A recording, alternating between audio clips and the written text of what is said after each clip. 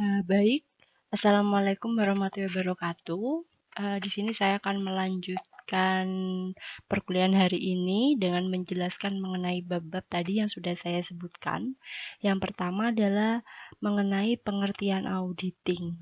Auditing ini apa sih? Nah, mungkin ini perlu kita telaah kembali hal-hal apa saja yang ada di dalam auditing.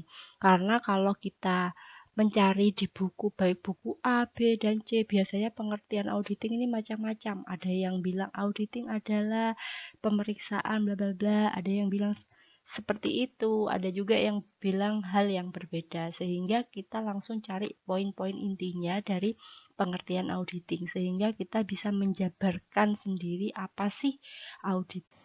Di mana ada 4 hal atau 4 poin yang perlu kita pahami dari pengertian auditing.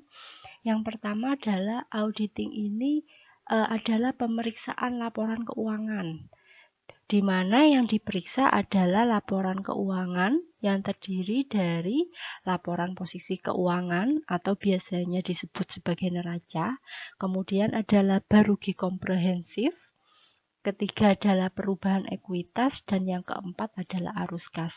Hanya 4 laporan keuangan saja yang diperiksa. Untuk catatan atas laporan keuangan tidak perlu diperiksa. Namun catatan atas laporan keuangan dijadikan sebagai bukti tambahan ketika seorang auditor akan melakukan proses audit. Untuk yang menjadi pemeriksaan hanya 4 laporan keuangan tadi. Kemudian audit ini dilakukan harus secara kritis dan sistematis. Yang disebut kritis itu apa? Yang disebut kritis di sini adalah seorang akuntan atau seorang auditor yang akan melakukan audit harus berpegang teguh pada standar auditing dan juga harus berpegang teguh kepada kode etik. Yang namanya auditor dilarang untuk melanggar dari kedua itu tadi, baik standar maupun kode etik, karena kalau sampai dilanggar otomatis nanti ada konsekuensinya seperti itu. Kemudian audit ini harus dilakukan secara sistematis. Maksudnya bagaimana? Secara sistematis di sini artinya seorang auditor atau tim yang akan melakukan audit itu nantinya harus melakukan perencanaan atau audit plan. Hal-hal apa saja yang perlu dilakukan pada proses audit. Jadi tidak serta-merta serabutan, langsung diperiksa yang ini, langsung minta bukti yang ini, tidak seperti itu.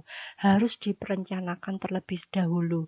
Siapa yang memeriksa bagian ini, kemudian yang bertanggung jawab siapa, kemudian apa yang dilakukan pertama. Nah, itu harus disusun terlebih dahulu, di mana biasanya tiap KAP atau kantor akuntan publik sudah memiliki prosedur tersendiri. Kemudian yang ketiga, pemeriksaannya dilakukan oleh pihak yang independen. Artinya apa? Di sini yang namanya auditor, dia tidak boleh memihak kepada perusahaan yang diaudit. Artinya dia harus netral. Di mana independen di sini, kalau kita melihat dari buku, ada 3 hal yang dikatakan seorang auditor independen itu harus memenuhi 3 hal. Yang pertama adalah independen secara fakta, yang kedua adalah independen secara penampilan, dan independen secara pemikiran. Maksudnya independen secara fakta adalah secara fakta di lapangan dia harus bekerja berdasarkan kode etik dan standar. Jadi dia tidak boleh nih sampai melanggar dari apa yang ada di dalam standar dan kode etik. Kemudian untuk independen secara penampilan, artinya si auditor ini harus tidak ada di dalam struktur organisasi perusahaan yang akan diaudit. Jadi jangan sampai nih, contohnya saya Gardina, kemudian saya mengaudit perusahaan A. Ternyata di struktur organisasi saya bekerja di sana sebagai komisaris. Nah, otomatis itu tidak boleh. Itu dianggap melanggar independensi secara penampilan. Sehingga yang namanya auditor benar-benar harus netral, tidak termasuk di dalam perusahaan tersebut. Dan yang ketiga adalah pemikirannya harus independen. Artinya jangan sampai di dalam pikirannya ada berpikir untuk melakukan hal-hal yang tidak seharusnya. Contohnya meminta suap, kemudian meminta uang agar dananya itu agar opininya itu nanti keluar bagus, itu tidak boleh. Sehingga baik secara fakta, penampilan maupun pikiran itu harus benar-benar independen dan objektif. Kemudian poin keempat, tujuan pemeriksaan ini harus wajar. Pasti kalau kalian, apalagi yang sudah kerja ini sudah tahu opini-opini apa saja yang dikeluarkan oleh auditor, pasti istilahnya adalah wajar, bukan benar. Maksudnya wajar di sini adalah bahwa laporan keuangan itu sudah sesuai, wajar, sudah sesuai dengan standar akuntansi keuangan. Kenapa sih kok bilangnya wajar bukan benar? Hal itu dikarenakan pemeriksaan audit itu dilakukan secara sampling, sehingga mungkin saja terdapat kesalahan dalam laporan keuangan, tetapi jumlahnya tidak material atau masih kecil, sehingga tidak mempengaruhi dari kewajaran laporan keuangan secara keseluruhan. Sehingga auditor tidak berani bilang itu benar, tapi mereka bilang adalah itu wajar, seperti itu. Yang kedua adalah karena kita tahu metode akuntansi itu kan banyak. Setiap perusahaan menggunakan metode yang bermacam-macam. Contohnya persediaan, ada yang menggunakan FIFO, ada yang menggunakan rata tertimbang, dan sebagainya. Sehingga antar perusahaan tidak dapat dibandingkan mana yang benar dan mana yang salah. Oleh karena itu, auditor selalu menggunakan kata wajar, di mana wajar di sini adalah sesuai dengan standar akuntansi keuangan dan beberapa asersi yang akan dijelaskan di PowerPoint. Nah, ini adalah indikator dari kewajaran. Laporan keuangan dikatakan wajar itu jika apa sih? Nah, ada 5 hal yang perlu dipahami oleh auditor ketika melakukan proses auditing. Yang pertama adalah eksistensi atau occurrence. Artinya, eksistensi ini harus melihat apakah apa yang ada di dalam laporan keuangan itu memang benar-benar ada, berkaitan dengan eksistensi akunnya. Contohnya, ada aset tetap tanah nilainya 1 miliar. Nah, ini perlu dilakukan sampling oleh auditor. Tanah tersebut memang benar-benar ada atau enggak gitu. Gimana ngelihatnya? Ya bisa menggunakan sertifikat, dilihat dari sertifikat yang dimiliki, atau bisa juga dilihat ke lokasinya. Apakah tanah tersebut memang benar-benar ada dan dimiliki oleh perusahaan tersebut. Kemudian kas, bagaimana kita tahu eksistensinya kas? Bisa dilihat dari rekening bank. Kita bisa minta data ke bank, apakah memang di perusahaan tersebut ada kas senilai 1 miliar. Seperti itu contohnya. Kemudian yang kedua adalah completeness atau kelengkapan. Artinya, apakah yang ada di dalam laporan keuangan telah lengkap atau telah dicatat semuanya. Contohnya utang. Di laporan keuangan ada nilai utang senilai 20 juta.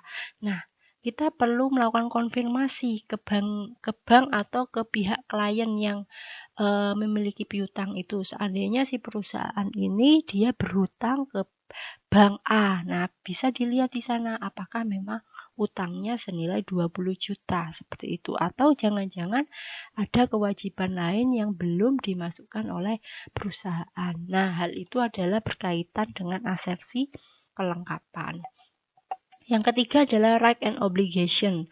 Artinya dilihat apakah memang yang ada di dalam laporan keuangan, contohnya di sisi aset, apakah memang hak dari perusahaan atau jangan-jangan itu asetnya pihak lain, seperti itu. Kemudian obligation di sini adalah maksudnya kewajiban ya, bukan obligasi. Jadi obligation di sini kita perlu lihat apakah memang utang tersebut memang kewajiban dari si perusahaan atau jangan-jangan hutangnya kurang, dikecil-kecilkan, seperti itu bisa jadi. Kemudian yang ketiga ada valuation dan allocation.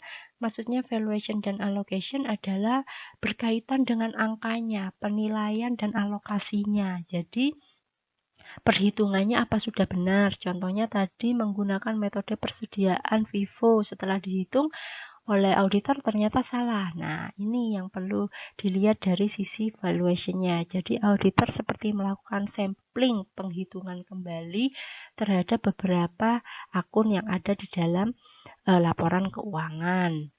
Dan yang terakhir adalah presentation and disclosure. Nah, presentation and disclosure ini adalah presentasinya, penyajiannya di dalam laporan keuangan, apakah sudah benar, apakah sudah wajar atau tidak. Contohnya, asetnya apakah sudah diletakkan di sisi kiri atau jangan-jangan ada aset yang diletakkan di bagian liabilitas atau kewajiban. Nah, seperti itu kan salah, sehingga si auditor perlu mengecek juga bagian penyajiannya. Selanjutnya, kenapa sih kok perlu diaudit? Nah, ada beberapa poin yang menyebabkan laporan keuangan itu perlu diaudit. Yang pertama yang pasti adalah kemungkinan mengandung kesalahan. Hal itu sudah pasti meskipun menggunakan software, tapi tetap saja kemungkinan kesalahan itu masih ada. Dan yang kedua adalah memberikan keyakinan bagi pengguna laporan keuangannya, khususnya yang paling membutuhkan ini adalah sisi investor dan kreditor. Jadi investor ketika mereka mau berinvestasi, melihat laporan keuangan yang belum diaudit dan yang satunya sudah diaudit, pasti akan lebih percaya pada perusahaan yang laporan keuangannya sudah diaudit. Begitu juga dengan kreditor. Pasti mereka akan lebih percaya dan akan mau meminjamkan dananya untuk perusahaan yang laporan keuangannya sudah diaudit. Dan yang ketiga adalah kewajiban perusahaan. Memang ada beberapa hal atau indikator yang menyebabkan perusahaan tersebut wajib untuk diaudit. Yang pertama adalah perusahaan yang total asetnya di atas 25 miliar. Nah, ini sudah diwajibkan oleh Departemen Perdagangan dan Perindustrian untuk melaporkan laporan keuangannya yang telah diaudit. Yang kedua adalah perusahaan yang go public. Nah, perusahaan yang sahamnya diperjualbelikan secara bebas, otomatis harus laporan keuangannya diaudit karena investor pasti nggak mau nih kalau seandainya laporan perusahaan tersebut belum diaudit, seperti itu. Dan yang ketiga adalah SPT dengan laporan keuangan yang diaudit biasanya akan lebih dipercaya oleh pihak pajak, sehingga pengurusan penghitungan pajak badannya akan lebih dipercaya oleh pemerintah, seperti. Kemudian apa sih bedanya auditing dan akuntansi? Di sini ada beberapa ada gambar yang menjelaskan perbedaan akuntansi dan auditing. Akuntansi dan auditing ini sifatnya terbalik. Kalau akuntansi kita tahu dia dari transaksi, buku pembukuan, kemudian ada jurnal, buku besar, sampai jadi yang namanya laporan keuangan. Sedangkan auditing dia sifatnya analisis, jadi dibalik. Auditing melihatnya adalah dari laporan keuangannya, kertas kerja, hingga ditelusuri ke bukti transaksi. Nah, ini ada beberapa jenis audit ditinjau dari luas pemeriksaannya. Ada general audit dan special audit. Kalau general ini pemeriksaan laporan keuangan secara menyeluruh, jadi semua laporan keuangan tadi diperiksa. Sedangkan kalau khusus ini tergantung dari permintaan klien. Jadi seandainya klien hanya mau piutangnya yang diaudit, ya udah hanya bagian piutang saja yang diaudit. Hanya bagian kewajiban yang mau diaudit, ya udah hanya kewajiban. Jadi tergantung dari permintaan klien. Kalau ditanya mana yang lebih mahal, fee-nya pasti yang lebih mahal adalah yang general audit karena lingkupnya adalah keseluruhan, seperti itu. Kalau ditinjau dari jenis pemeriksaannya ada operational audit, compliance audit, internal audit, dan komputer audit. Jadi memang kalau kita mau mengaudit biasanya diharuskan nantinya mempunyai sebuah profesi. Nah, biasanya disebut sebagai CPA. Nah, CPA ini khusus untuk yang auditor yang dianggap profesional. Kalau CA dan AK ini sebenarnya hampir sama. Jadi akuntan publik yang dianggap profesional harus memiliki AK dan CA. Kalau AK ini biasanya dia harus sekolah dulu. Universitas yang menyediakan ini biasanya ada di Surabaya dan ada di Malang. Kalau di Jember belum ada.